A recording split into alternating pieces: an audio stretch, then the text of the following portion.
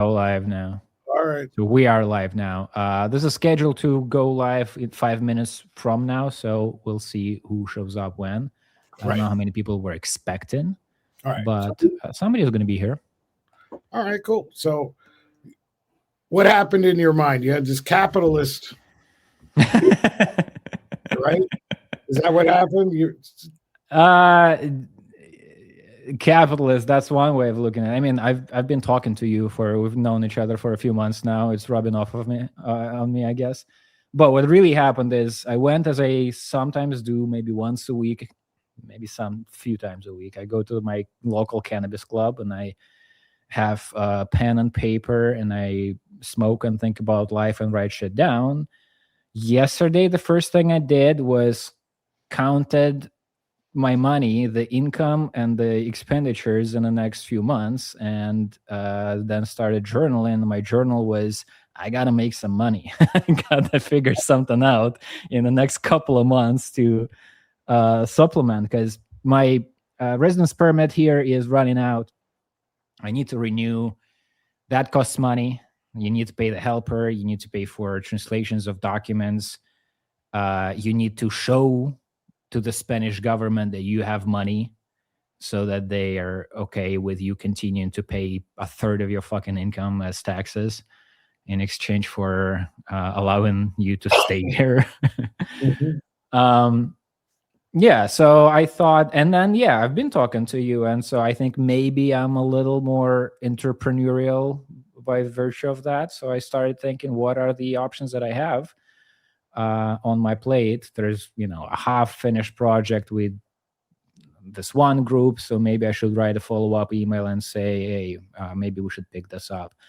I could make a real kind of organized effort or attempt at that with revitalizing Psychopolitica, because it's been dormant for a long time now. I've been doing things, but not publishing. I've been doing these streams or writing drafts, but not publishing regularly. And now I feel like I have built scaffolding and a routine. Like I know that every couple of weeks there's going to be a new stream, and now there are interim ones that, like what we're doing right now. And there's a thing that I'm building a website, I'm building this and that. So like I can put all of this together and not just start publishing more regularly, but have a plan and a strategy and have money as part of it. Like, here's what you get for a paid subscription. Or over the years of working on Psychopolitica, there are like pieces of art that's been made by other people and myself. Like I've been collaborating with artists over the years.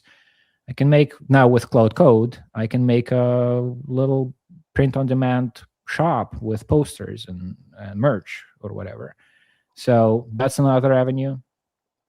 I thought of you.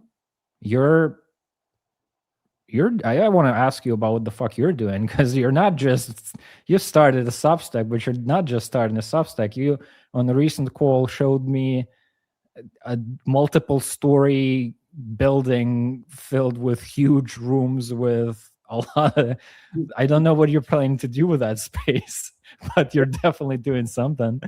Well, let's talk about that a little bit later. I want to circle back to Psychopolitica. When you first started it, what was the intention behind it? What compelled you to start it, and what did you do? I've been, throughout my life, since childhood, I guess, really, but certainly since like my early 20s, I've always been working on some creative project or other. And most of them nobody saw, because, I made a draft, I made something or other at home, and there's like stacks of drafts and drawings and writings that are just laying in my desk. And Psychopolitica was when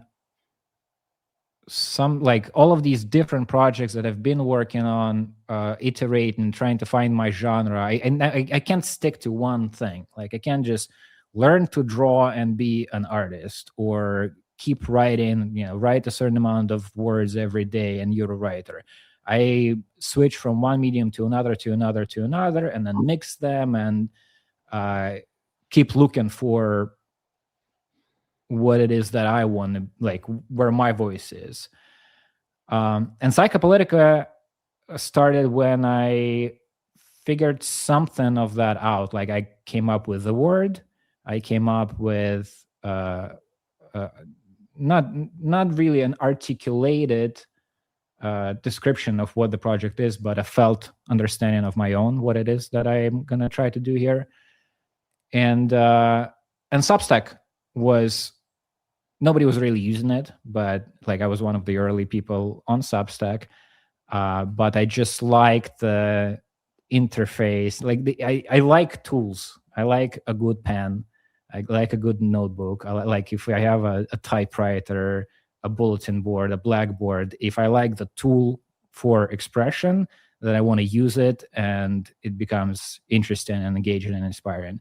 And Substack was just this clean interface that made everything look simple, straightforward, but nice. Mm-hmm. And so these things kind of came together, and I, for the first time in a long time, had an outlet. Like, that's where I'm going to be able to put all of the shit that I'm doing, whatever it is, on a given month. I can publish a drawing if I made a drawing. I can publish an essay if I wrote an essay. And then Substack at the time was this new, cool, weird place with a different feeling. Like, now everybody's subscribed to too many newsletters and they're not even opening them. At the time, it was not that common. And so if you have a newsletter, the relationship between you and the readers was this very interesting, special thing. Like, these people are getting emails from me in their inbox, and they can hit reply, and then I'm going to get an email from them. It's like a much more direct and intimate sort of relationship than posting a video and there's a comment under a video. Right. And so that quickly became part of the dynamic. There are people who I found by posting my stuff, the people with whom that resonated, the thing that is very hard to put in one box or even describe what the project is. The people who resonated with that are people I'm gonna find interesting, because they're like, we're kindred spirits in some way. And so that became a thing. I met people that some of them became collaborators, artists that illustrated my writing, or like Boris, with whom I'm streaming twice a month now. He was somebody who saw something of mine on YouTube and then subscribed to the Substack, and then we talked because of that. So over time, it's been, I think, 6 years or so of that name existing and me putting something out every once in a while. Behind the name Psychopolitica, what is the meaning, or how did that come to you? What was the insight on that? So it comes back to this. I'm saying I always switch the medium. I keep looking for a medium. I also switch the substance, like trying to figure out what it is that I'm trying to express, or what it is that's trying to get expressed through me, is difficult, and it goes in every direction. And Psychopolitica, psyche, the soul, politica, the social dimension. That was the idea, to marry everything in one place. So it's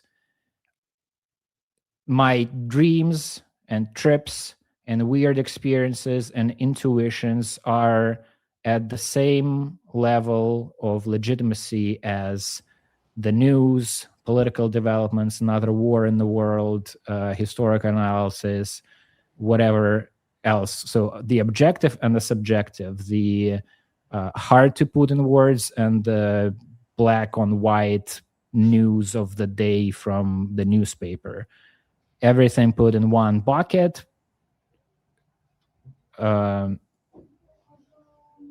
put through me as a, like my life, my world has all of these things.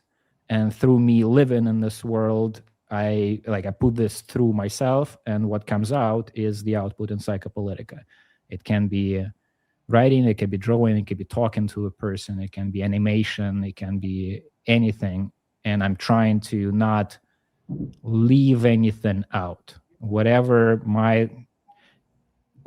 even you can drop the my bit, like there's experience that I happen to be a part of that is coming through my perception, my reactions, my being a living being in this world. And so I try to put all of it in this stream of output, and that's Psychopolitica. So you were mentioning you wanted to revamp it, relaunch it. So what happened that made you lose some interest in it, or did you lose interest? What happened? It's not interest, it's the war. I mean, I was... Can we be more specific? Which war? the Russia-Ukraine one was the big one for me, yeah. You had started it before the war. Yeah, I started in 2020, I think. And you were living, and where were you living? You were in St. Petersburg? That's a good question, where I was. I think I was in St. Petersburg, but I think I started it, like the name came up, I came up with probably while visiting a friend in Germany. But I think I had moved to St. Petersburg from Moscow by then. Mm-hmm. Yeah, and it's, I've also, like, I struggle with consistency of output even after I like came up with a name and there is this place. It was awesome because, if I didn't do anything for a month, then next month I put something out and it adds to whatever has been there before, as opposed to earlier where here's a video on YouTube and here's a piece of text on Medium and here's a drawing that's maybe I made a little magazine-like website on this Ready Mag I was using at the time. But it's all disparate pieces of output in different places. Now that I had this Substack, it added up layer after layer, and then it became a thing. Now I can point to it, or I can look at it myself and know, like, that's what I do. I can then try to figure out what that is. How do I describe it? How do I relate to it? But it's there. It's in one place.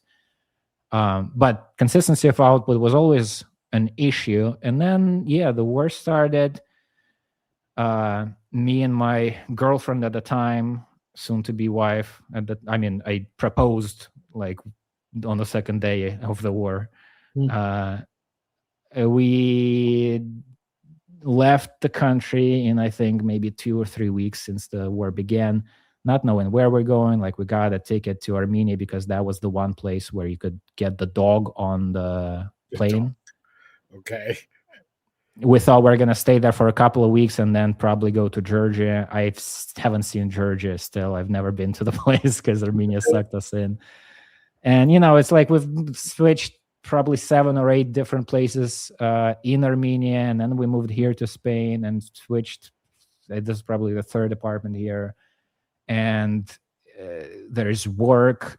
There's trying to figure out where to get money, trying to figure out where you're going to live, what are the options, jump through the bureaucratic hoops to get the residence permit or visa or this or that. And so with juggling with all of this stuff, plus just, life, stress, family, that was a lot. So Psychopolitica, there was a moment, a few months where I actually took the opposite approach. I thought, like, I felt a sense of urgency because of the world, my world falling apart. I thought I have to be doing whatever it is that I want to be doing with my life. And so there was a period where I actually was putting things out weekly, and it was, for a period of a few months, I was the most consistent and prolific. But then I think I kind of burned out, and I just focused on juggling the things that I have to juggle. And now I feel I've recovered some of my strength and stability and peace of mind.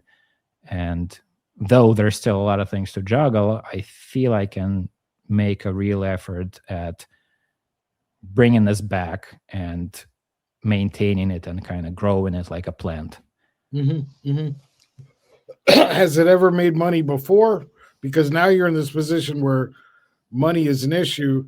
Like, if you don't get this permit from Spain, what happened? What do you do? I'm just wondering what happens. I'm gonna get a permit from Spain. It's not wait. What happens if you don't? Do they send your ass back to Russia and then you're on the front line in Ukraine in 2 weeks? No.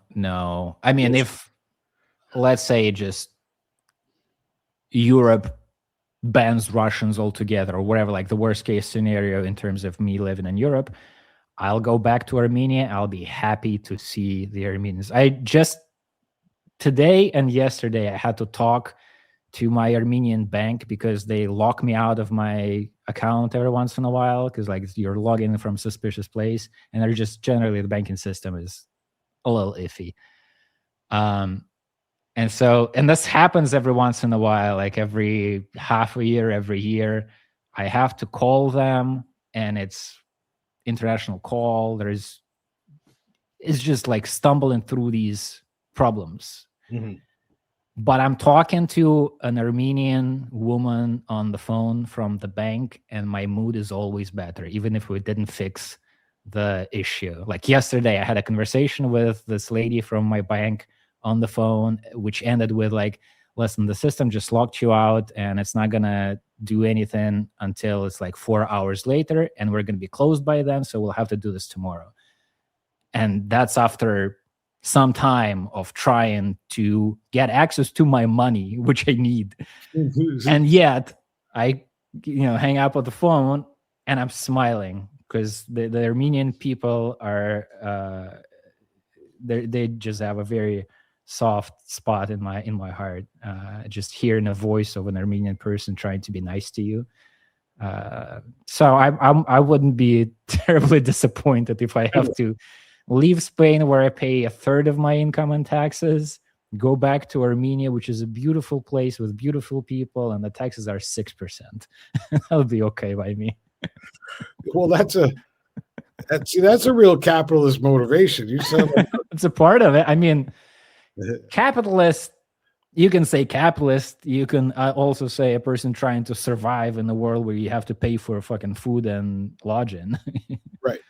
But I mean, there's the point. Like, if nearly half of my income is redistributed to others. And, although I believe in safety nets and stuff like that, I'm pretty sure I could make really good decisions with that money, probably better decisions and better philanthropic decisions than the government ever could with this money. Also, in the US, I don't think there's a whole lot of a safety net from what I hear about the healthcare system and the insurance system. It's not like the money that you pay actually give people health insurance if they break a leg. Well, it does to very poor people. So it works for the poor, for the very poor. But if you have money or you're in the middle, it doesn't work. We did something really stupid in the 1930s. The unions connected our healthcare to our employment rather than to our lives. And so our system doesn't really work simply because of that. If you're unemployed, you don't have healthcare. So, or if you don't have the right employment, you don't have healthcare.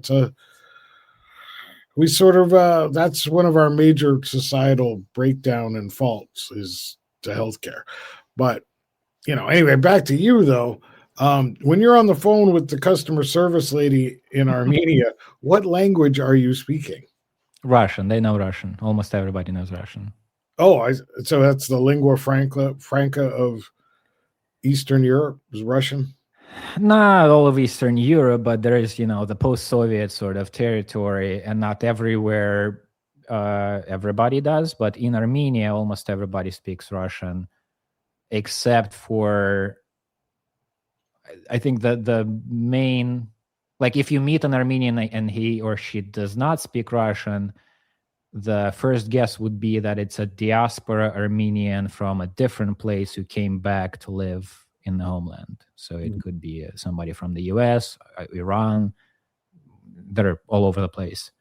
And a lot of them are coming back to their ancestral home, and that would be the most probable reason for them not knowing. And they often know another language too. So this is one of the things that my wife still sometimes like randomly remembers and is just in awe when there's like a group of kids who see our cute dog and want to pet it, and they, jump towards us and talk to us in Russian, and then switch to talk to their friend in Armenian, and they may also know either English or French.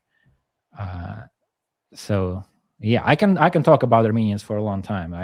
This happens in my conversations all the time. I just become a propaganda machine for the Armenian people. How many languages do you speak? Spanish, English? No, Spanish. You don't speak Spanish, and you live in. Yeah, it's a problem. I'm very ashamed, but as I say, I'm trying to juggle things. That's one of the things I have to be juggling, but I still haven't picked it up really. English and Russian, that's all. And you learned English as a teenager or something? It started as a kid. I mean, I guess I wonder if it's still a mandatory lesson in Russian schools. It's probably on its way out. But it used to be, you can't really learn it in a normal, run-of-the-mill Russian school, but I was good at it. And so there was a tutor that we hired when I was probably 10 or something like that. And then there are stages, like breakthroughs, when you start listening to music and try to understand what the fuck Bob Dylan is talking about, or Leonard Cohen. Right. You get a text and you go word by word and you kind of guess the meaning. And then you start watching TV shows with subtitles instead of dubbed. And then in my case, I started dating an American girl, which... That usually works. Where you have to fight, you have to make up, it's high stakes in real time. That's usually a motivator for getting a language worked out is, a girl. So you're doing that thing. You've got your hustles in the United States, which so you got your non-zero hustle, you got your Glen Show hustle. And so there's that. What are your sources of revenue that support the household of Nikita Petrov, the socialist Soviet state of Petrov? Non-zero and the Glen Show right now. There's every once in a while there's some kind of a side gig, and there are always, a possibility. Like again, yesterday when I was writing out my options, there's like a couple of emails I can send to other places, but nothing stable. Non-zero and the Glen Show right now are the two sources of income. And so did Psychopolitica ever provide any income? Was it ever headed in that direction? Was that ever a plan for it? Or I've made attempts every once in a while, and I went back and forth even on trying to do that, because I've made multiple attempts at like taking it quote unquote seriously, like you would a job or a project with somebody else where you have responsibilities, there are deadlines and stuff, and money can come with it. There's a dimension of it, every once in a while with some regularity it's a paid only post and some people will subscribe. I didn't always like that. Thinking like sort of forcing myself to do something instead of letting enough life happen and internalize, and expressions just happen naturally. But yeah, I do have some paying subscribers. Yesterday I got I think like 260 euros. Whoa! From it's just like a cluster. This must mean, I didn't look it up, but it must mean that either like a year ago or 2 years ago, I did something that made a bunch of people subscribe, and they're still subscribers. And so like 6 or 7 different people renew their subscriptions on the same day. And I got this nice that's a nice feeling. Out of nowhere, you get, even if it's $5, it's like, oh, I got a free coffee from somebody who appreciated what I'm doing. And with Psychopolitica, like that's that's really what I'm doing. Like, that's not me trying to be somebody else or trying, like, it's really my little baby. And so if somebody resonates with that enough to send me $5, that's these $5 are valued much more than the $5 out of a salary that I get every month. Right. And part of it is a feeling that they're actually genuinely supporting you and your work, whereas your other money is work for hire. You're trading your time for money, whereas here you're trading yourself for money. Does that sum it up? Yeah, and you're not even like with Psychopolitica, I'm not even trading like I will do this whether money is a part of it or not. Right. And because my output is so like sui generis, it's when people ask me what it is, I still can't describe it. So when I meet, like, I'm gonna go to Greece now. Today I'm leaving. And one of the things I'm going to do there is meet up with a guy with whom I've collaborated over the years. He made some art for Psychopolitica. And I did that. We met for the first time last year when I did the same trip to Greece. And we've done some work over the years before then. That was such a cool feeling. We, shared a joint and talked about whatever, art and life and how we see what's happening in the world, what reality is.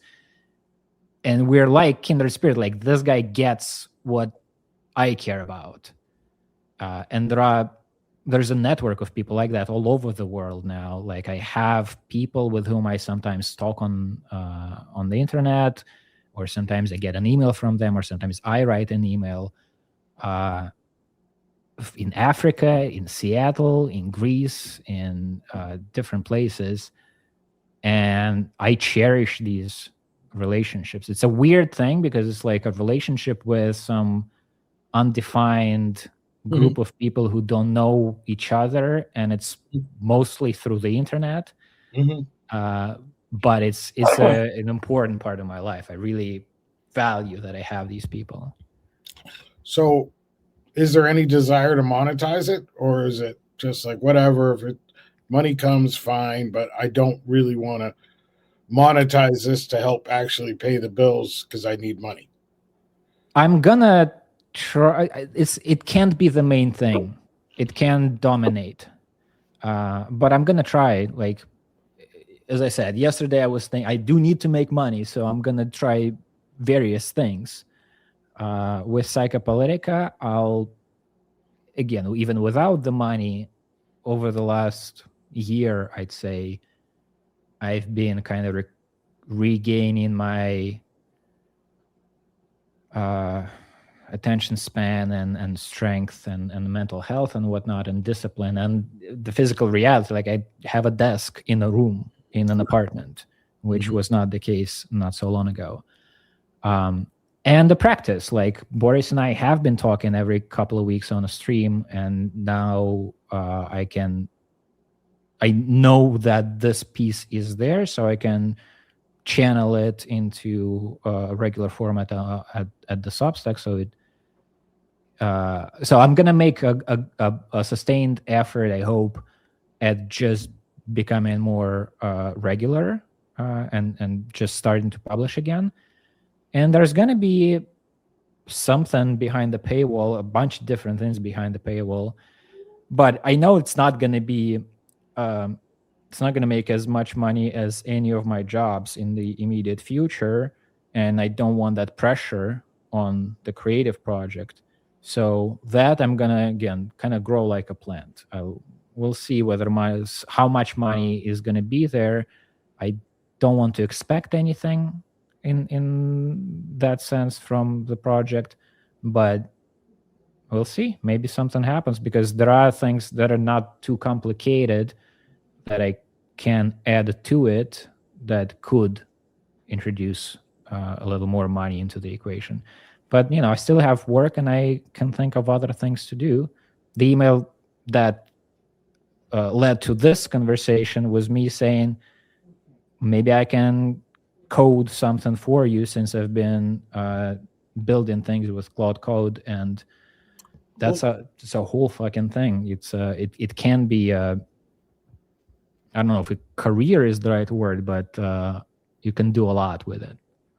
Well, before we get to that, how many subscribers makes a meaningful difference to your life from Psychopolitica? Like 200? Would that make them reasonably money wise? Yeah. 1,000? I mean, how does that work? You know, like for you, what would be if you're an entrepreneur, you have to set yourself a goal, you know, and I'm just trying to say, well, what would the goal be if you got serious as an entrepreneur with the project? Well, there are tiers, right? There's like a number that would make it feel like this is not nothing. This is not trivial. This makes life easier. Mm-hmm. And there's a number where like I can quit my job. Those are very different numbers. Right. Yeah, they are. Yeah, they are. Right. So for the first one, you know, let's say if it makes $1,000 a month or $2,000 a month. Right. That's not trivial. No. If it makes 8,000, this is insane. Yeah. They're just giving everybody the finger and walking home. Sorry, not calling you back.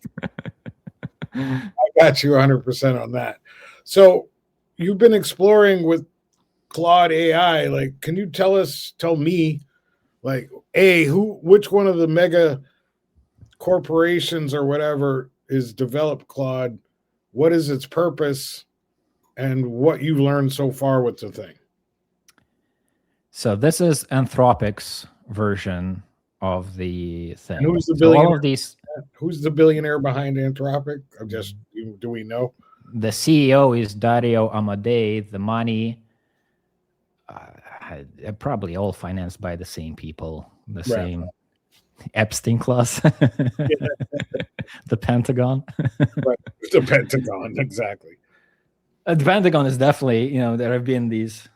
Anthropic specifically was at the center of a story where they managed to come out of it as like the good guys with integrity. We're standing up for, you know, trying to put some limits on what the Pentagon can do.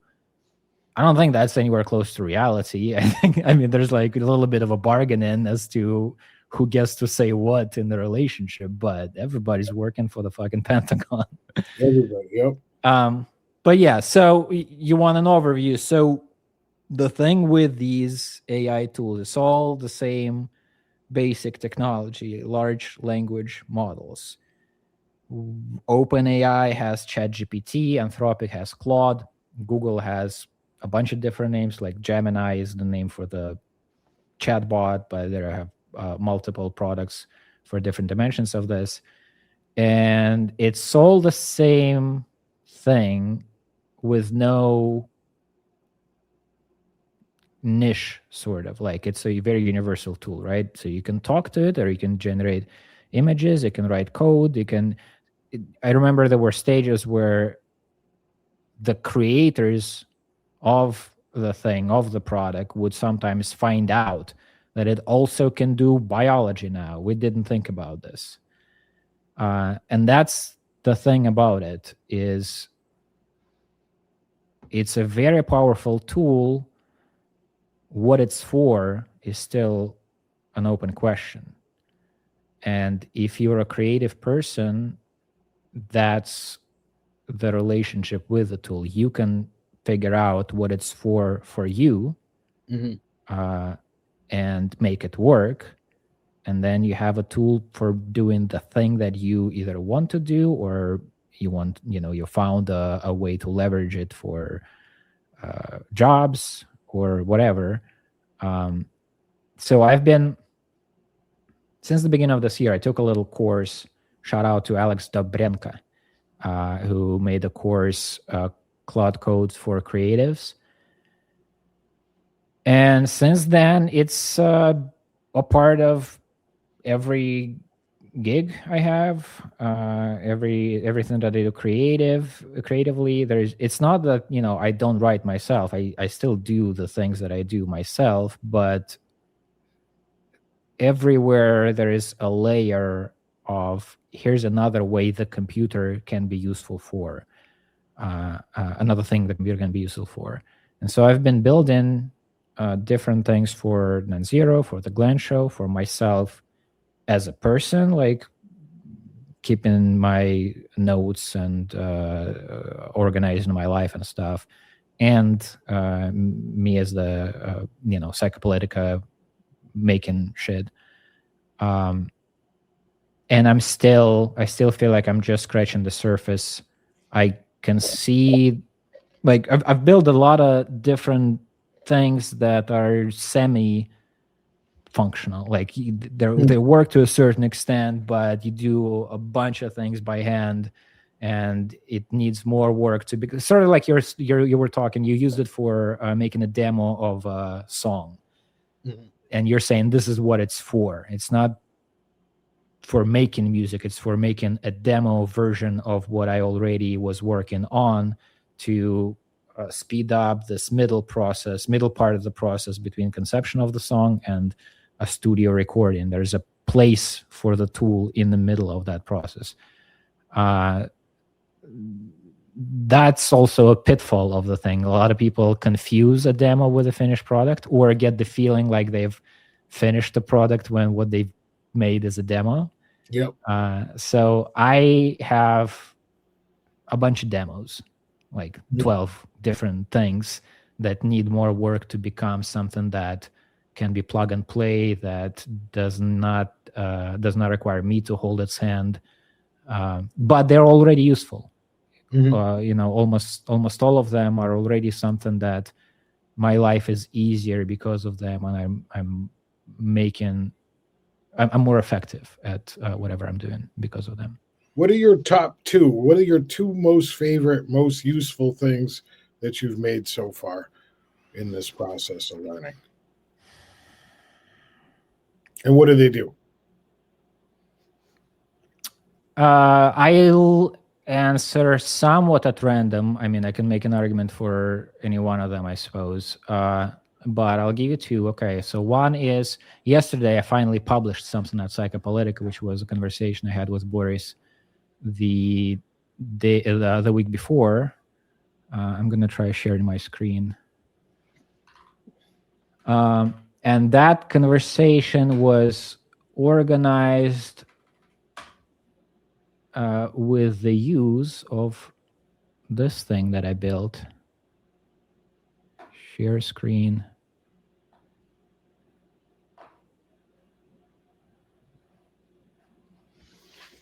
So I use cards. So about a year now, I've been using, in physical reality, paper cards, these index cards, as the main medium of organizing my thought, ideas, work, life, whatever. When I go to my cannabis club, that's what I have, a stack of these cards with me, and I write things on them and I draw on them. And I can show you a little bit of an evolution of this medium here at Psychopolitica.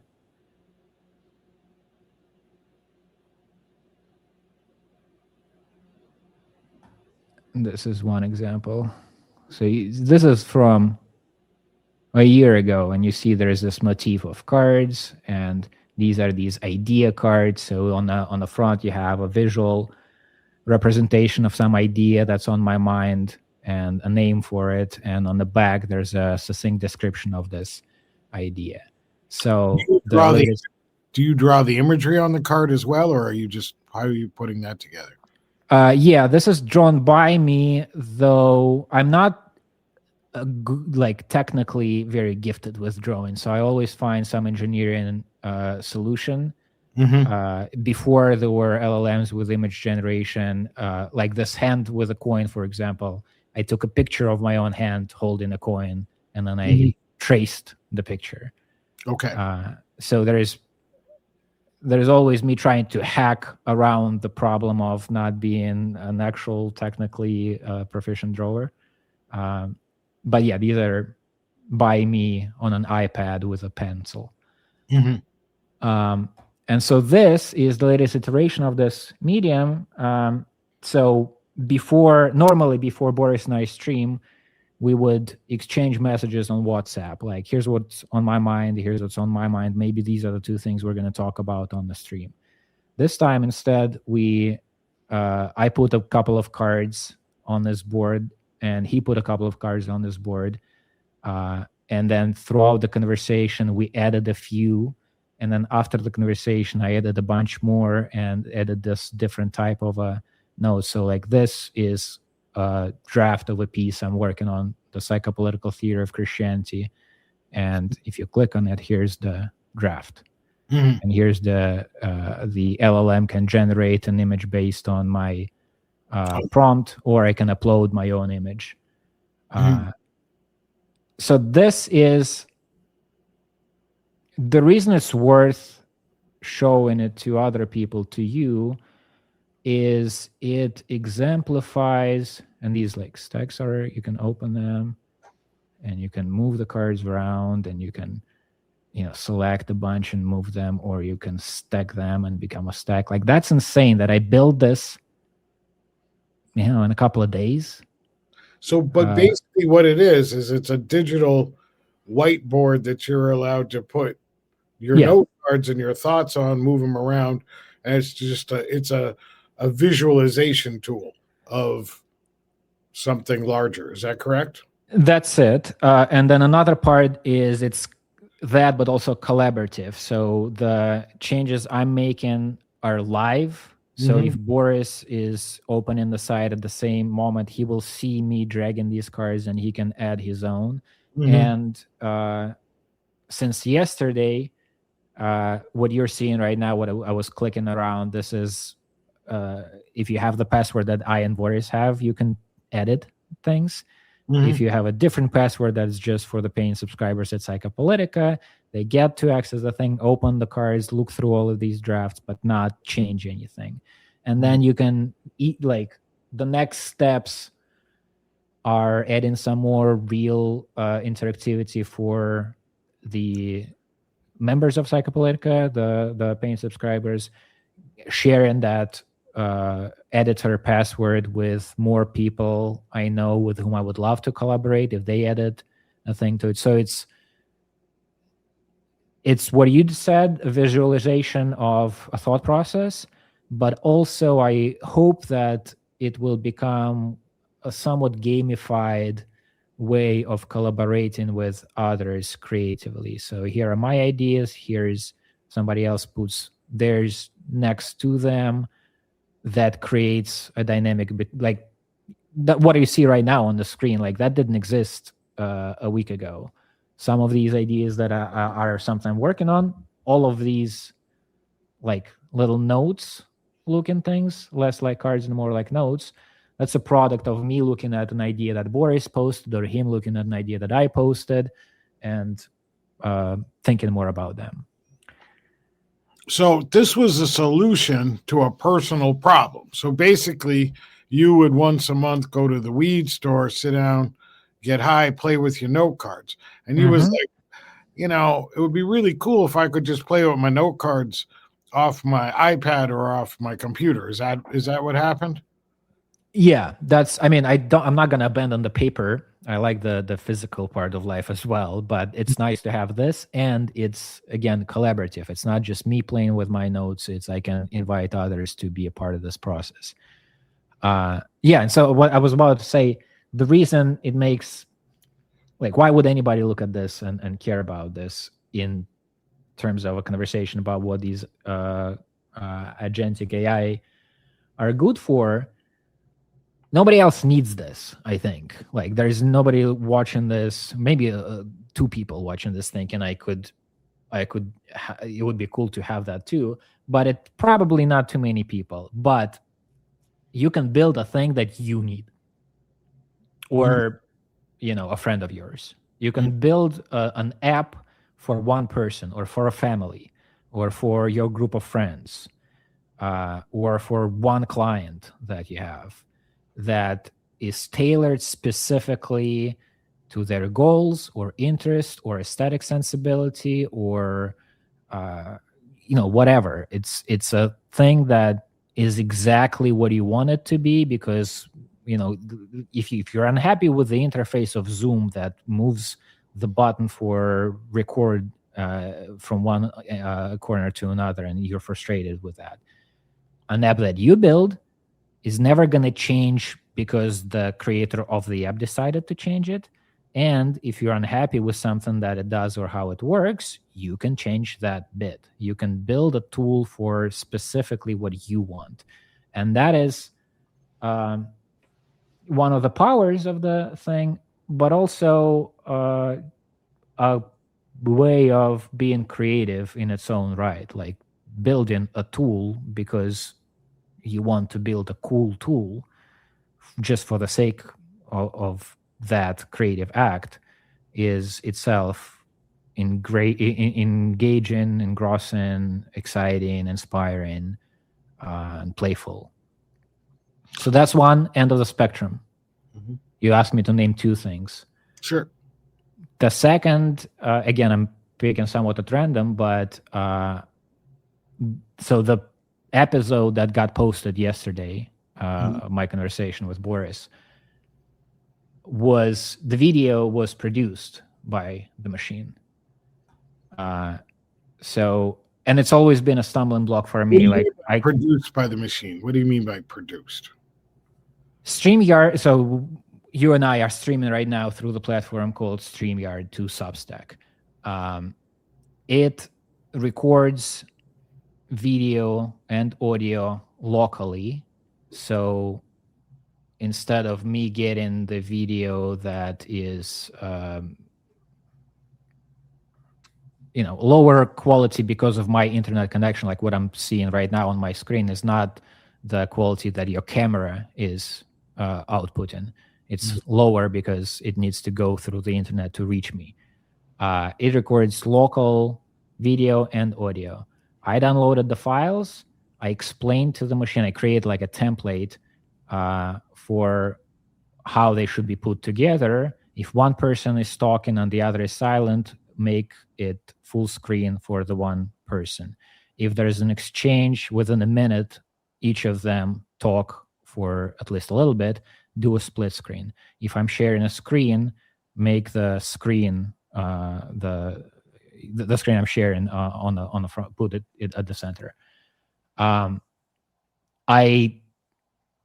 did some work to get that to work, and then the machine just did that.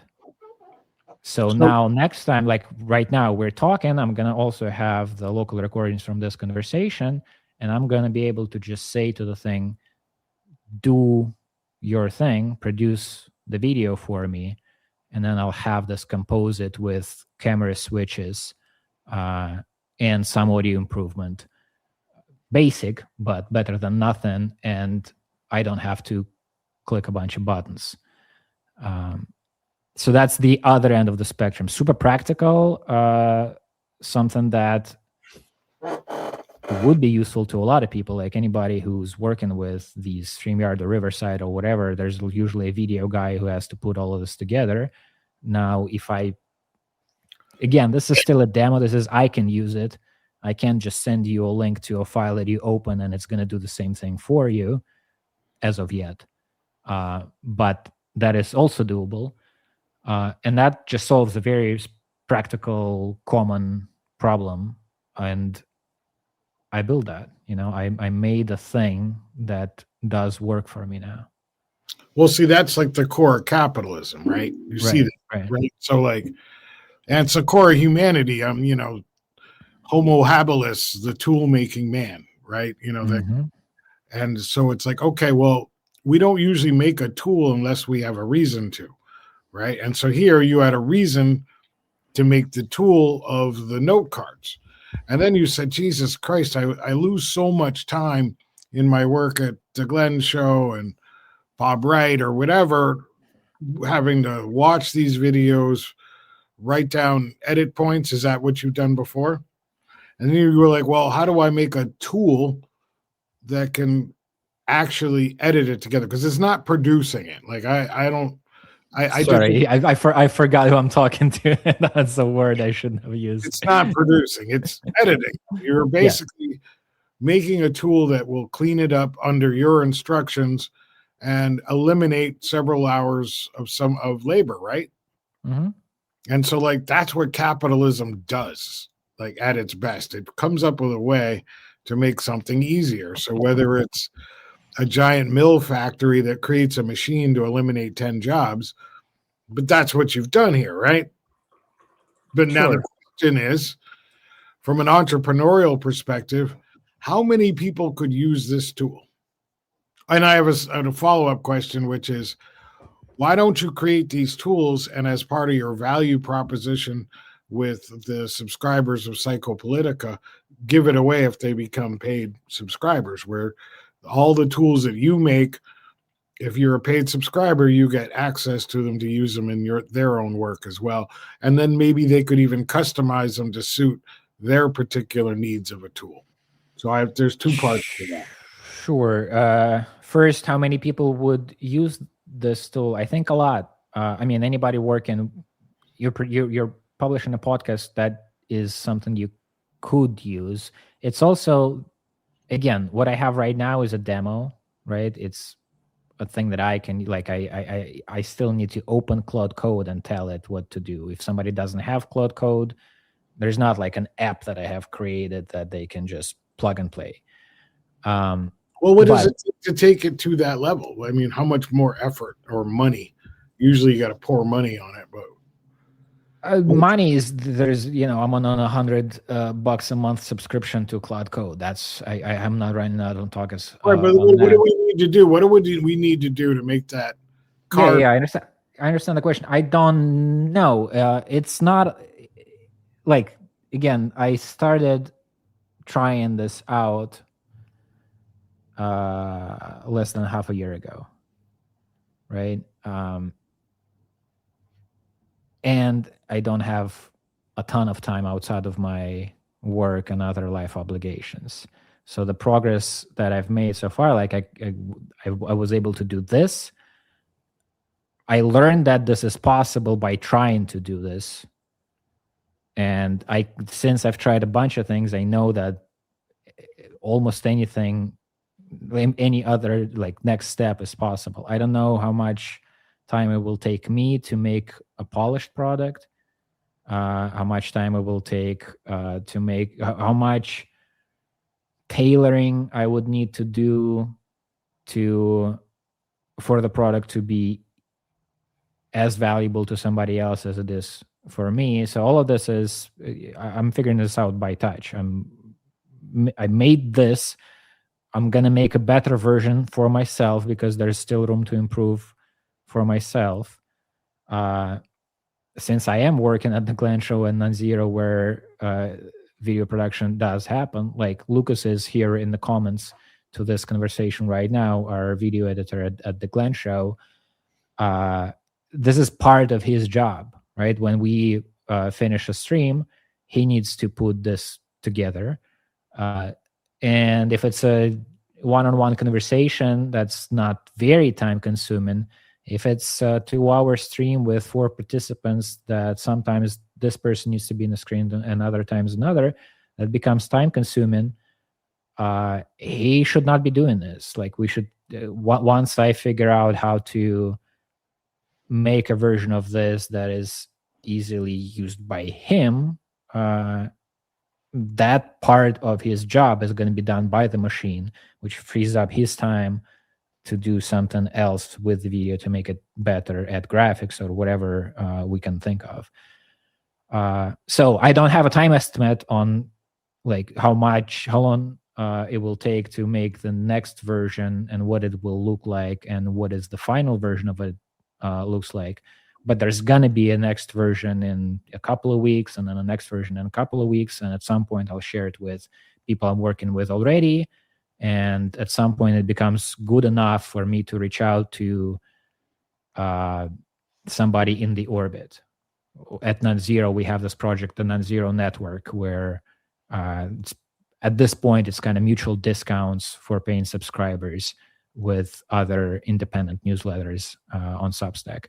These are people that I want to, like, it's a non-zero sum relationship. We benefit from each other's work, and we want each other's work to be more successful. It will make sense to, if this gets to the point where Lucas can use it, then it means that a person I have exchanged a couple of emails in my life can probably use it too, and it'll save him some time and money. So why not offer it to that person? But the timeline I don't have. Maybe just understanding it better for myself. So the product reads the transcriptions and it looks and it creates a paper edit based on the time codes as a series of instructions that Lucas goes and executes. Is that correct? So now you're talking about a different thing. Well, I'm talking about this thing. I want to understand what this thing does now. This thing just takes, so I'll use this episode of Psychopolitica that got posted yesterday as an example. The input that I put into the machine is a folder that includes my video, Boris's video, my audio, Boris's audio, the screen share video, and the transcript. And then the machine, for its own use, makes a list of like timestamps from this moment to this moment. Nikita is talking, then Boris talks for 3 minutes. Then there's a minute where they interrupt one another and both of them talk, and then they start sharing the screen. So from that, the machine makes the decision based on my instructions that for the portion of the video where I'm talking, I should be full screen, and it takes that high quality video file and makes that full screen. So it like just puts it together. It just makes the file. And it makes the final video file that I upload to Substack.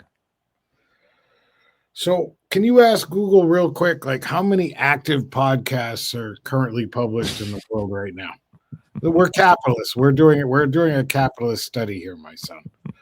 Can you ask Dr. Google this? And we need to know which ones are conversational based, because it won't work. How many video conversation based podcasts in the world get published on a regular basis?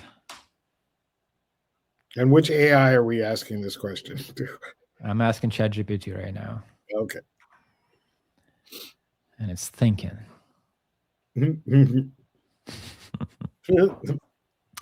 Roughly 100,000 to 200,000. All right. So 10% of that is 10 to 20,000 people, right? You do the math. Yeah. I'm trying. I mean, no, I'm not Russian. You people do math way better than African Americans. Give me a fucking break. I'm not talking about a barbecue recipe here. We're talking about math. But Rob, let me interrupt you though. This is not. I'm not the only person in the world who's working with Cloud Code right now. I'm not. No, of course not. Everybody's doing this. Well, of course. I had this conversation recently with my brother was visiting, and he's like a lifelong IT guy, coder, and so a lot of his friends are as well. So I get a bit of like their conversations, what they think about this, as this technology is advancing very, very rapidly and disrupting every field of computer work, let's say. And there's one perspective. This guy says, so the question is like, what should we be doing right now? Like, what is the right, not even application, like for this moment when the next week everything's going to be different and then the next week is going to be different, what should we be doing right now? And there's one guy who says, I'm not going to be doing shit, because anything that I work on, there are already people working on it who are better at it than me, have money behind it. There's going to be a product version of it in 2 weeks that is going to be polished and tested, and not me sitting in my room trying to put this together. And there's truth to it. So like this thing, like the specific technical practical thing of putting videos together, first StreamYard itself does a version of it, and Substack does it and then in 2 months, every video recording thing is going to have a version of it. And then there are products that are people build in, like third-party products that are, again, this I made for myself. For me to share it with somebody else, there's going to be a version they can buy online. It probably already is. So it's not an easy thing to make a useful tool and sell it, because everybody's making these tools and starting to sell them right now. Let me ask. Well, of course. Now, what the holy grail of motion picture production is to upload your footage into a computer, press a button, and you get a finished movie, right? Like that's just that's been the holy grail of it for. In fact, the inventor of Avid, the guy that invented the timeline, basically in video editing, he told me that was he couldn't believe that they didn't have a computer that he could upload his footage to, and then it would make it, so that's been the holy grail forever. But what's the ways to monetize it? Sure, you have no hope of competing against the Adobe Corporation when it decides to roll out its version of the AI editor, AI video editor. You don't have a hope of that. But what you do actually have are people that follow your creative work, where you could conceivably make the tools that you make available to them, where they could then customize them for themselves using the same technology at a reasonable value proposition. And that's the issue, is the value proposition. Now, that's why I said, you asked how many podcasts are there in the world, and that's why I raised this objection. I say I am thinking about people I know who I can help, like I reach them with a hand and help them next week, as opposed to all of the world's people working with video. Yeah, I mean, look, you could definitely, do inside sales and be like, I'm an inside sales guy. That's the term for it. Or I didn't even know the word. Well, that's why we're having this conversation, right? You could do inside sales, call all the people that you know that are developing or working on podcasts and be like, here, I'll make this thing available to you for X number of dollars a month. This is all you got to do. Absolutely a way to go about it. But how many inside sales can you make? 9? 15 maybe? But, I look at it and I say to myself, well, if I subscribe to Psychopolitica and for $5 a month, I have access to all 15 of his tools that I can then customize. And then I could conceivably pay him to customize the tool better for my usages. I now have a funnel of a whole shitload of customers. And I actually have something that can go way beyond my inside sales track, and where you're saying, oh, I'm just waiting to get recommended. Oh, I hope Bob Wright recommends me to blah, blah, blah, blah, blah. That's another thing on that list of options for money, but also like the other thing is like, I am not motivated, but like money is not a good motivator for me. If I try to do something for money, it just doesn't really work. I know. It happens to me too. I know exactly. Look, the thing I just made is the first thing that we're going to premiere on the Glen Show tomorrow. Is the first thing I've made just because I wanted to since like film school in like 30 years. Everything else I've done has been, as a paycheck or attached to it. And then it's like, it gets corrupted, to a certain degree within me. It's corrupted a little bit. I'm not being the pure artist I want to be. So I feel you. But I had to go and become a capitalist so I could afford to pay for my lifestyle, so I could afford the freedom to make whatever I damn well. Right. My trajectory has been this spiral of like, at first I had to go through a bunch of, you could say, careers, like very short-lived careers, where I start a thing, I learn to be good at it, I get promotions, I like now the bosses are looking at me as like, okay, this is the guy to like lean on, and he's gonna. And then right about that time, I quit. Exactly. There's like there was first. It's like, and the cycle got shorter over time, where at first, like, I also had to go through a half a year or a year of getting depressed and less effective and a worse worker because I hate being in this fucking office doing this thing, and then quitting. And so I went like from one to another, at each step getting a little closer to something that would make sense for me to do. Right. I started out with advertisement, and that was the most, like it was a good thing if the client is, making yogurt or something. At least it's not evil, the yogurt. But sometimes there's an evil person who wants to promote their evil thing, and that's my job. So that was the beginning, and then the next step was a little closer, and then I stopped sort of doing that when I got to work with Bob Wright, which was, God, more than 10 years ago. And even there, I quit at one point, right? And then we started working again.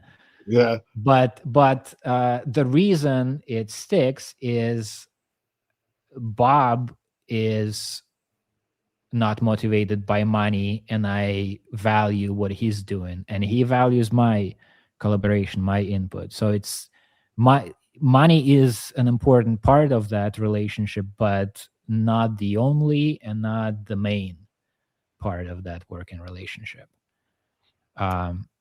So to go now, like sometimes I do get an offer to do something that it not even like something I don't like. It's just I'm not into it. It's not. I would like for you to be able to do your thing better, and I see how you think I would be able to help, but I don't have all the time in the world and all the attention in the world, and your thing just does not resonate very much. So it's hard to do things like that. So I'm just saying this. I'm not going to be a pure capitalist. There are people who get off on, like, they get inspiration from the mechanics of making a thing work. Like I was saying, I'm excited to use a creative tool if the tool is cool. Or I'm not talking about just writing and drawing, but, chopping wood with a good axe. Like if you just hold a good axe in your hand, you're like, I want to fucking use this thing. Yep. Right. Some people have that feeling from making businesses work. Like their art is coming up with an idea that is going to scale well, it's going to make money quick. And that's all Silicon Valley. That's Silicon Valley. What is the next killer app? What is the next? Yeah. Right. And so I'm not like against that. It's just over the years I've learned that that is hard for me to get into. It just doesn't really work for me. So if that dimension, if I can find that dimension in a thing that I think is just cool, then there are better chances. But it's just like finding, I could make this tool that is, here's the market analysis, like here's its niche, and here's how we're going to make it work. I just get bored and distracted and want to leave. Right. But we have very simple goals here. So like if you had world domination, Silicon Valley goals, then it would be one thing. Mm-hmm. But you said earlier, $8,000 a month would be pretty good for you, right? That's true. Yeah. That's not unreasonable. That's not a insane thing. So why don't you make the tools that make your life better and then share them with your That's what I'm doing. What I'm doing. And say, hey, look, I need, $5, $10 a month to do this. And then listen, this is an open community. So if you come up with a breakthrough, share it back with us so that we can all make the tools better and have a really sharp axe and have a really well-weighted tool, I think we're doing this right now. Like this, we're streaming this, and I'm going to publish this. and there are people who subscribe to the newsletter, and some of them, like I've been not postponing, just not finding the time, because you need to organize your thoughts and prepare and everything. But I should just have a call with like 5 of my friends who can use Claude Code and should be using it, and just haven't had the time themselves to figure out how to. And there are people who are not close friends, but we're sort of in each other's orbit with whom I can share this. And it right now, it all just comes down to what I have time and attention for, because in everything that I do, I can be doing more and better. So I'm just looking for balance with these things. So that the thing you're describing, that's on my list of things to try out.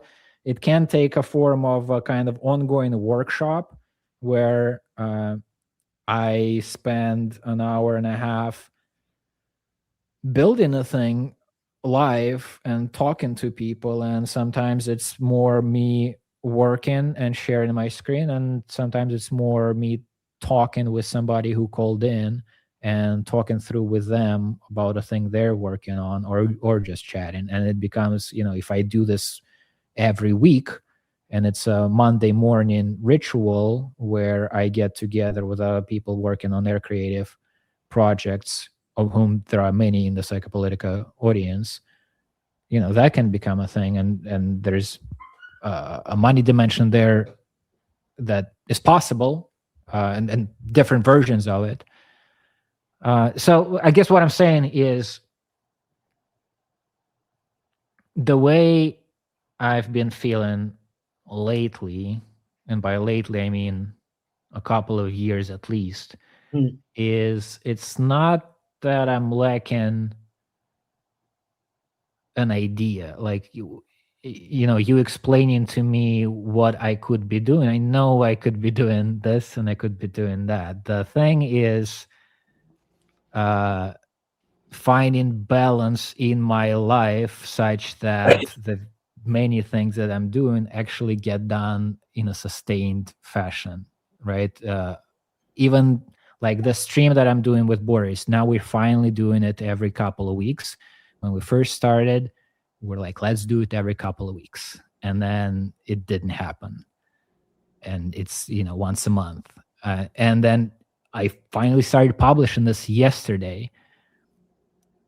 It's not that I didn't have time to click publish on an auto-produced video on StreamYard. Right? You didn't have to switch the cameras and make basic audio improvement. That nobody cares really about that, but me. Right? It was a stumbling block on my part because I just didn't want to publish this thing exactly how it came out. I wanted to make it better, and then I just didn't publish it at all.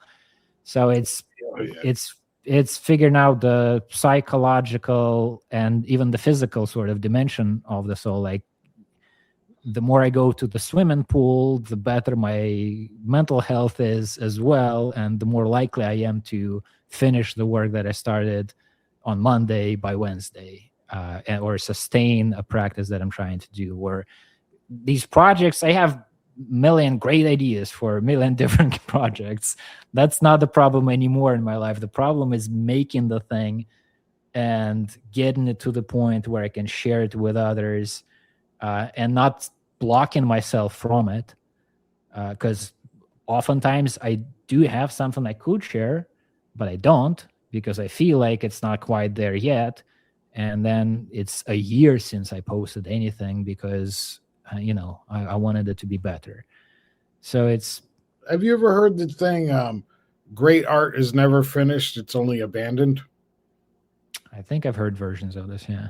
Yeah, I mean, let's be real. It's never finished. You Right. never have enough time. You can always see an improvement.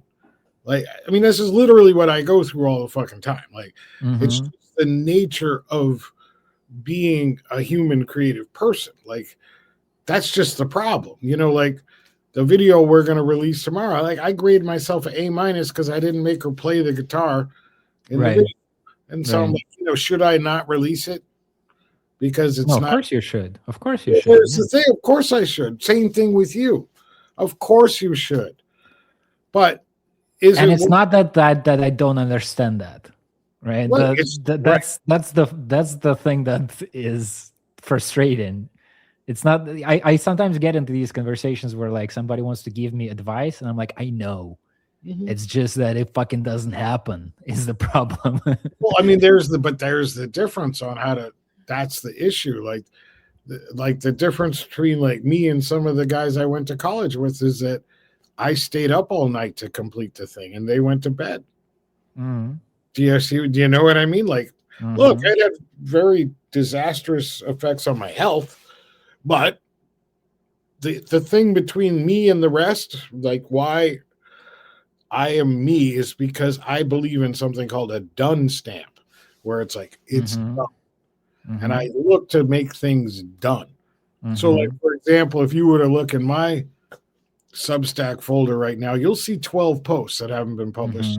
Some are finished, whatever, but I'm just going to make them done. And that's it. And it's not exactly what I could have been. I could have been better. I'm going to get an idea later, but I wish I had. But dude, like, it's not going to, it'll never be good enough. Yeah. No, I'm learning that. But again, I learned that everybody has trying, failing, and get better at it over time. But it's like it's by doing that I can learn it more than by, oh yeah, I really should just be finishing things. I know I should be finishing things. But it's also everybody has the same equivalent of a close relative stuck in Siberia too, dude. Just so you know, like we all have our own equivalencies of that. Of course, yeah. So it's like you have to balance. Like you talk about the balance. There's no such thing as balance. I'm telling you, as a damn near 60-year-old man, that there's no balance. It's just you just do. And then there is more and less. But like my 1 week is different from my other week, and I'm better. Like everybody's looking for their own. Everybody has their own method. Discover their own method over time, right? And balance is the language I've been using that seems to describe what makes it work for me. When I get too focused on, not focused,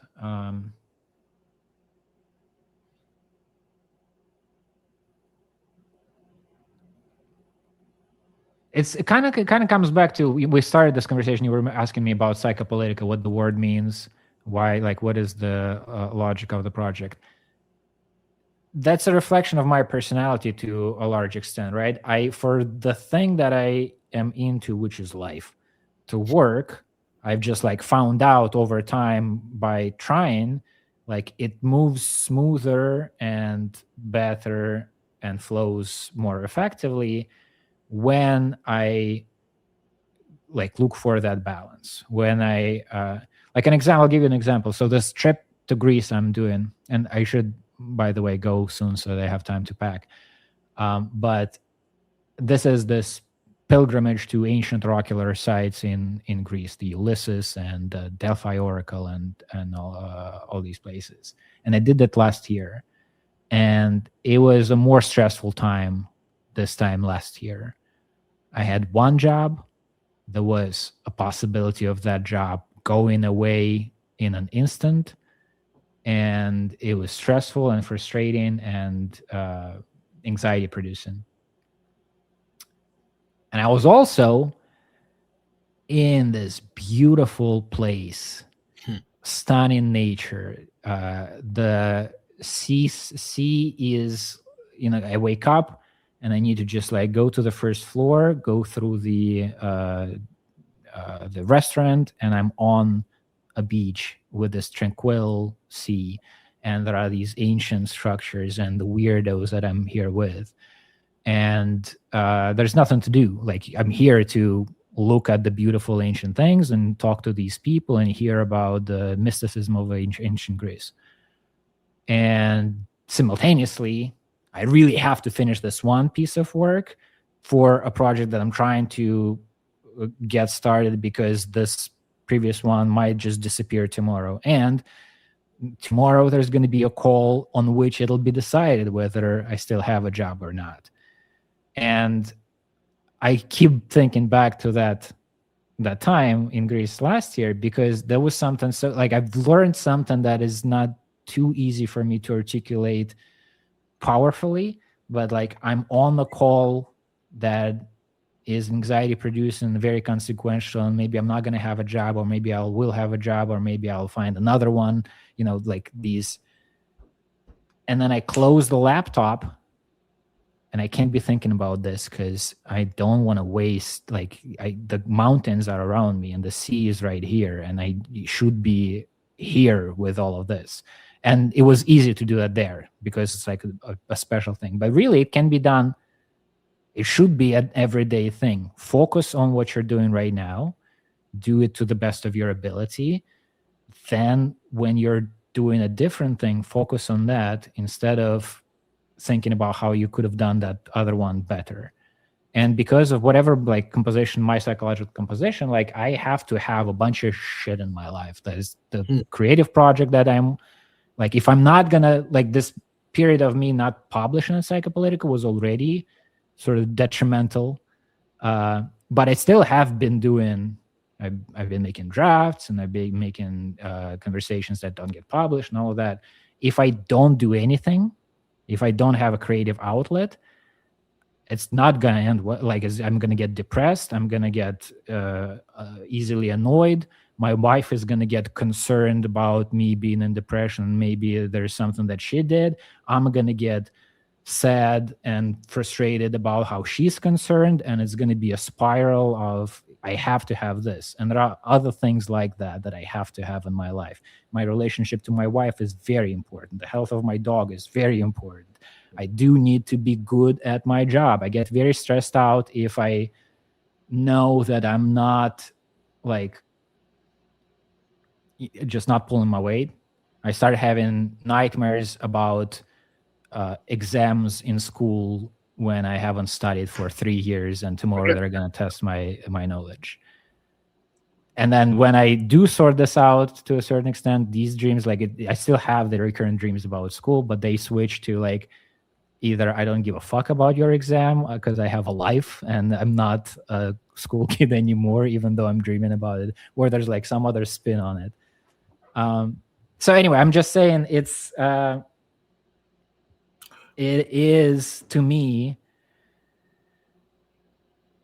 I get better at all of these things that we were talking about by practice, by trying to get it. It's not an intellectual thing. It's not that I don't understand something. It seems to me it's applying myself again and again and again, and over time, learning a bicycle. It's not that you sit down and think how does the bicycle work? You need to ride and fall and ride and fall, and then you can ride it. So it's like that with work and with creative work for me. And I guess bicycle is a good example. Balance is, you just need to keep moving. And you circled it back. You got it back to balance. There you go. You circled it back. Well, Rob. Yes. Well, you can say what you wanted to say, but let me just say, I'm going to have to go in maybe, 20 minutes. And I do want to ask you about what you're up to, because again, I don't even know how to describe the place that you're building or what you're doing with it. It seems like are you going to conquer the world? Is that the impulse there? Well, first I want to say this. You need to read Marcus Aurelius, and you need to take more of a stoic practice in your way of looking at the world. And that's what I do. I try to be as stoic as possible.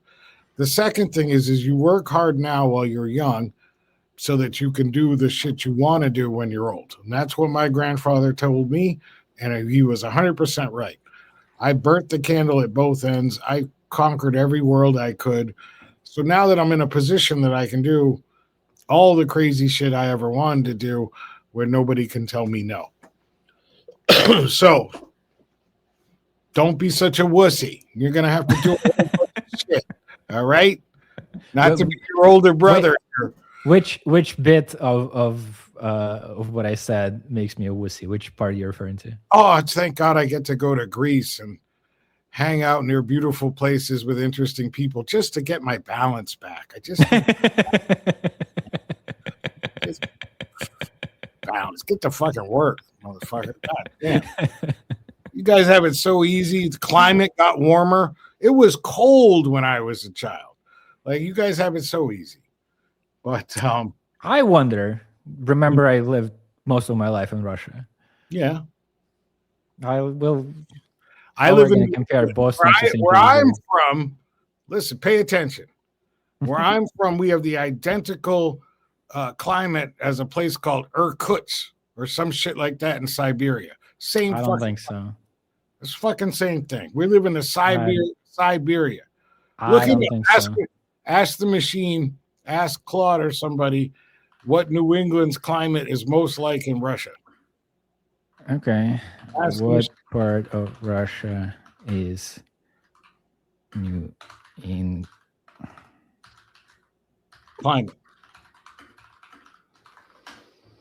Going to be somewhere horrible. Watch. St. Petersburg, Pskov, Novgorod, Tver, and parts of Moscow Oblast. All right, not Siberia. Very much okay, not Siberia. But you were just talking about you coming from Moscow and St. Petersburg. I'm from the same place.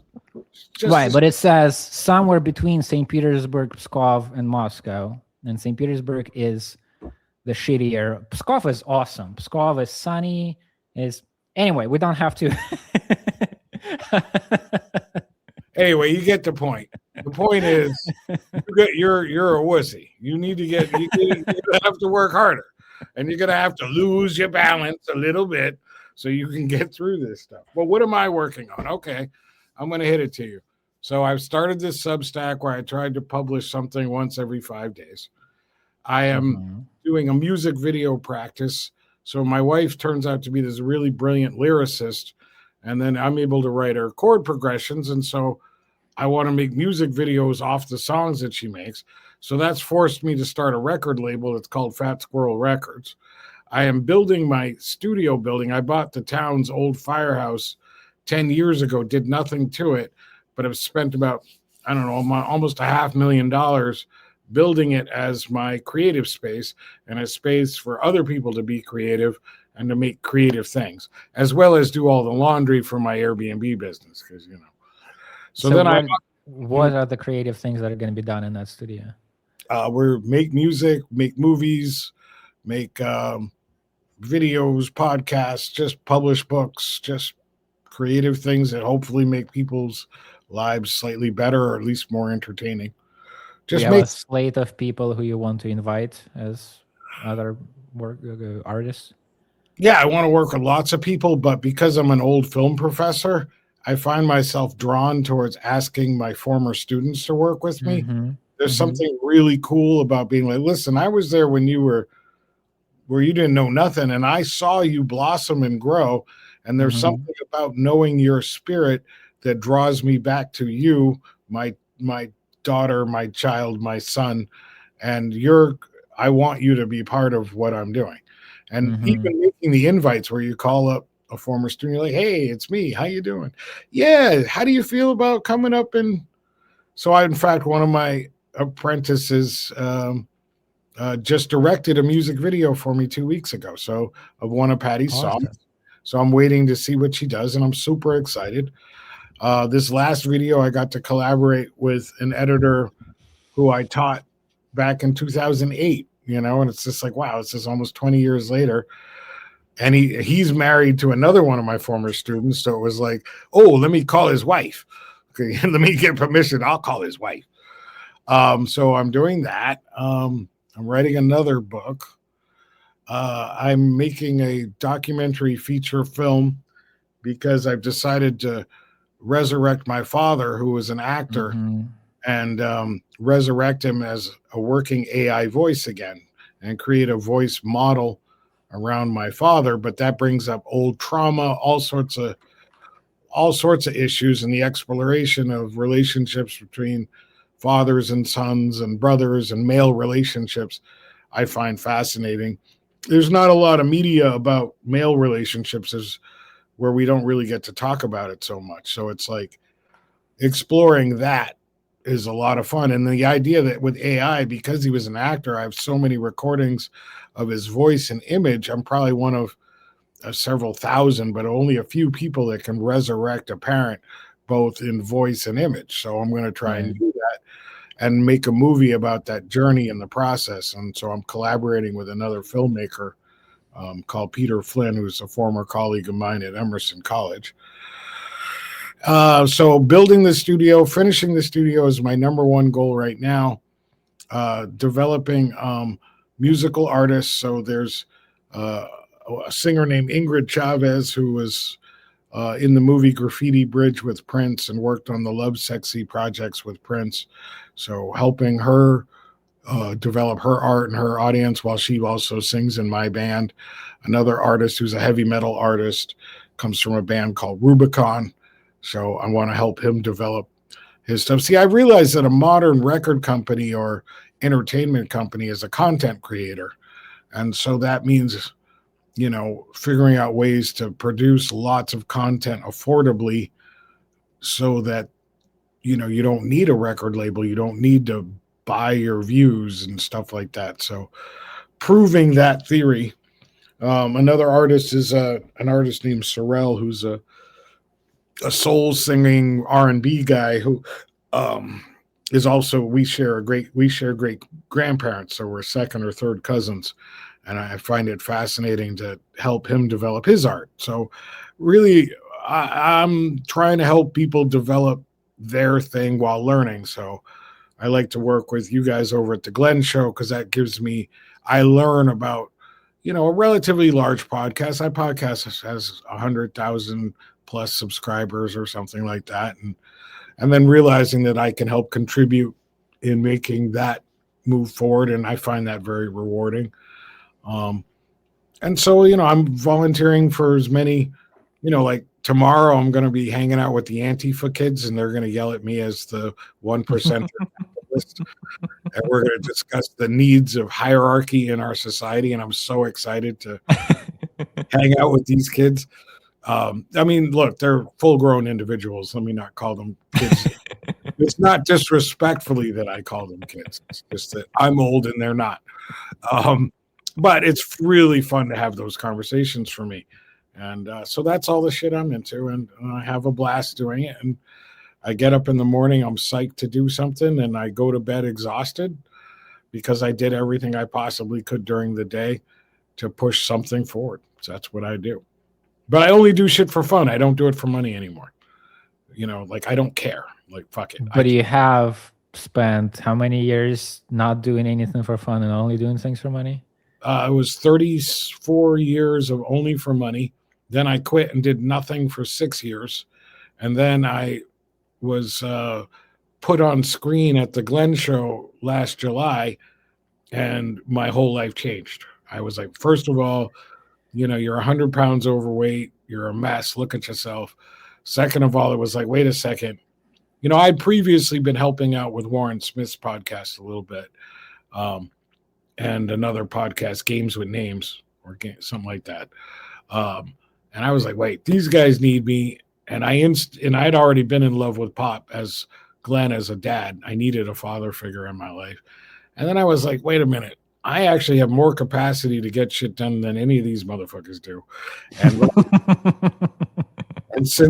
and like that's the other thing, people are like, oh, why does the CEO get paid millions of dollars? Because we get it fucking done, you punk ass motherfucker. We give it all. We don't worry about our balance. We worry about the company. No, all right, but I wanted to ask you about this. So you're telling me shut the fuck up about the balance, go do work.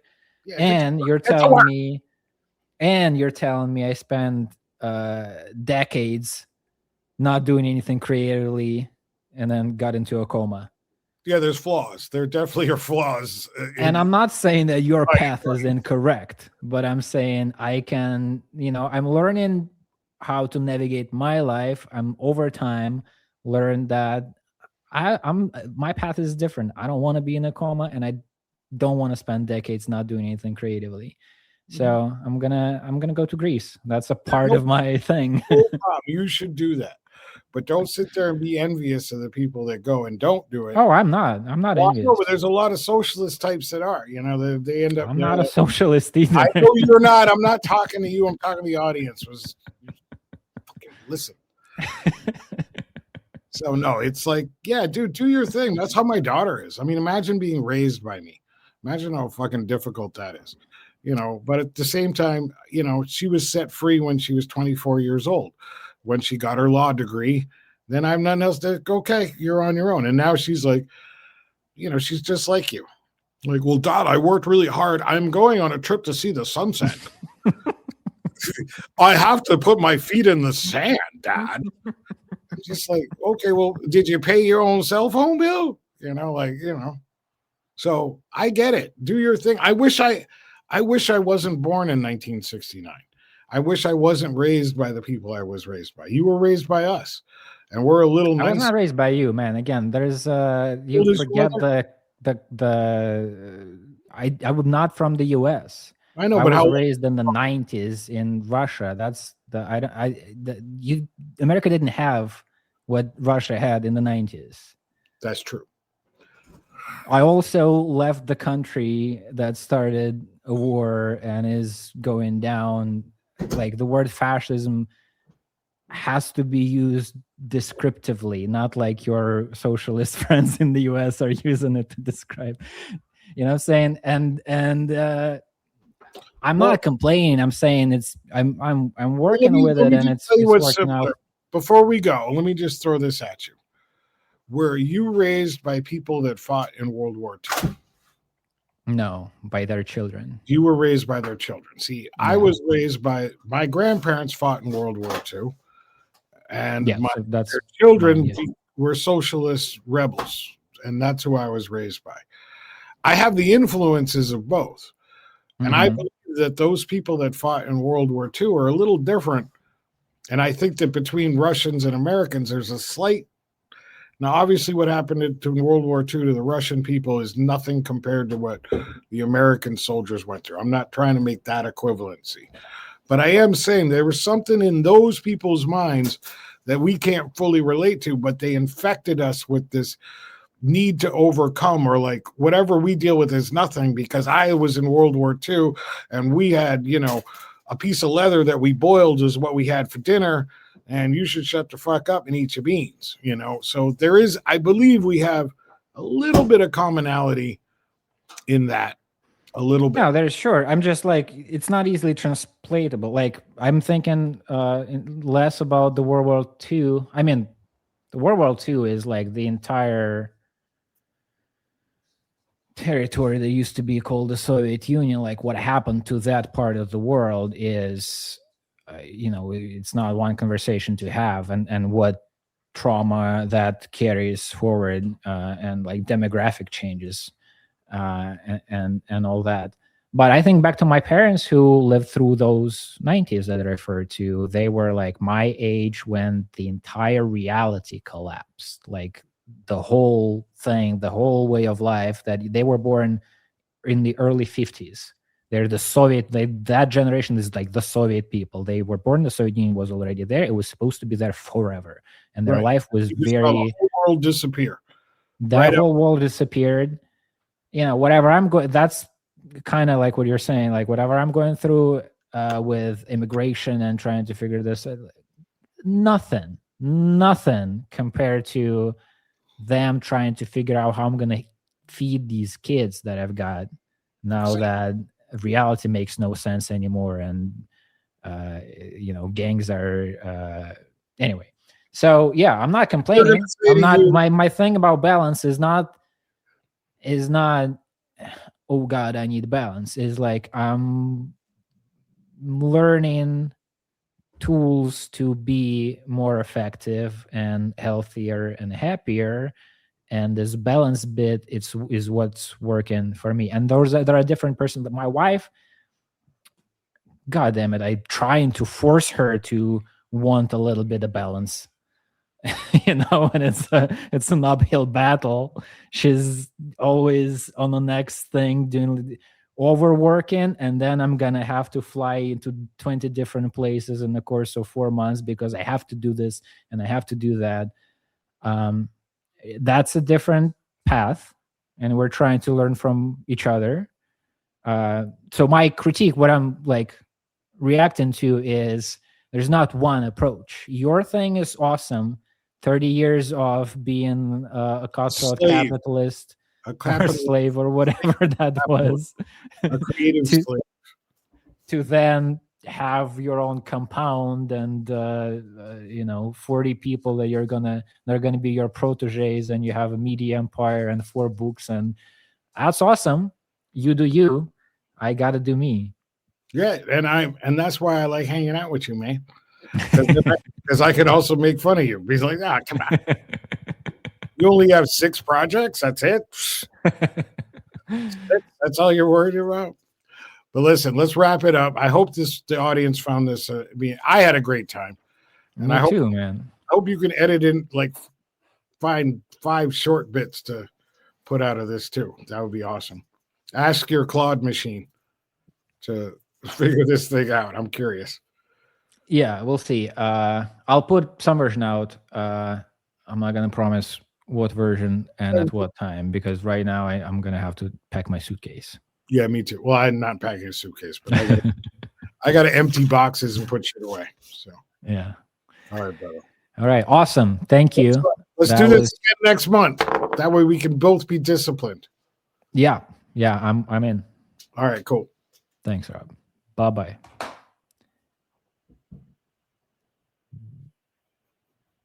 Well, Still yeah.